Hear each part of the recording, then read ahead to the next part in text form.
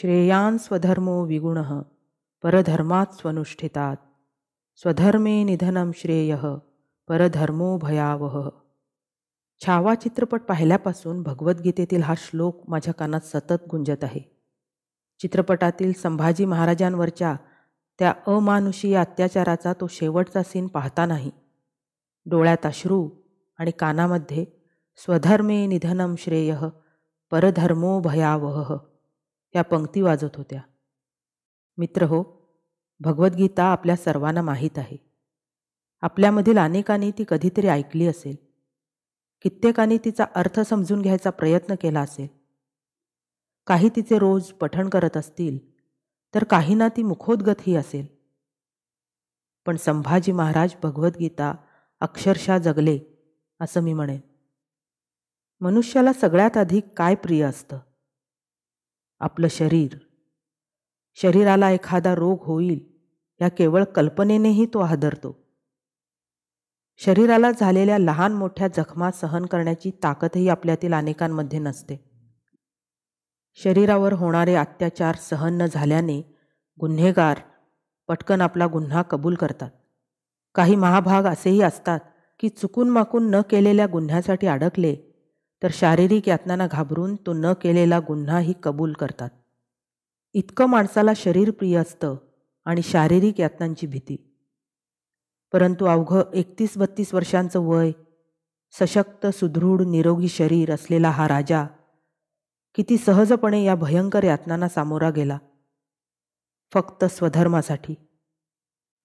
या शारीरिक ताकदीमागे, सहनशक्तीमागे केवढं प्रचंड मानसिक सामर्थ्य असलं पाहिजे. आजच्या काळात अतिशय क्षुद्र गोष्टींना भुलून स्वधर्मापासून स्वकर्मापासून दूर पळणाऱ्या लोकांनी याचा निश्चितच विचार करायला हवा. हे इतकं मानसिक बळ असं अचानक येणं शक्य नसतं. शरीर म्हणजे सर्वस्व नव्हे हे ज्याला कळलं त्यालाच हे सहन करणं शक्य आहे. य एनं वेत्ति हंतारं यश्चैनं मन्यते हतं उभौ तौ न विजानीतो नायं हन्ति न हन्यते. श्रीकृष्ण भगवान भगवद्गीतेच्या सांख्ययोगात सांगतात, ज्याला वाटते की जीवात्मा हा मारणार आहे किंवा तो मारला जातो, तो अज्ञानात आहे. कारण जीवात्मा मारित नाही किंवा मारलाही जात नाही. म्हणूनच मी पुन्हा म्हणेन, आपण भगवद्गीता वाचतो, पण संभाजी महाराज भगवद्गीता जगले. भगवद्गीतेमध्ये आसक्तीरहित जीवन जगण्याबद्दल भगवंत परत परत सांगतात.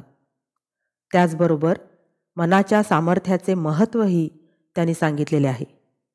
मन जिंकणे कठीण असले तरी प्रयत्नाने मनावर विजय मिळवून मनाला त्याच्या सामर्थ्याची ओळख करून द्यावी, असे श्रीकृष्ण भगवान सांगतात.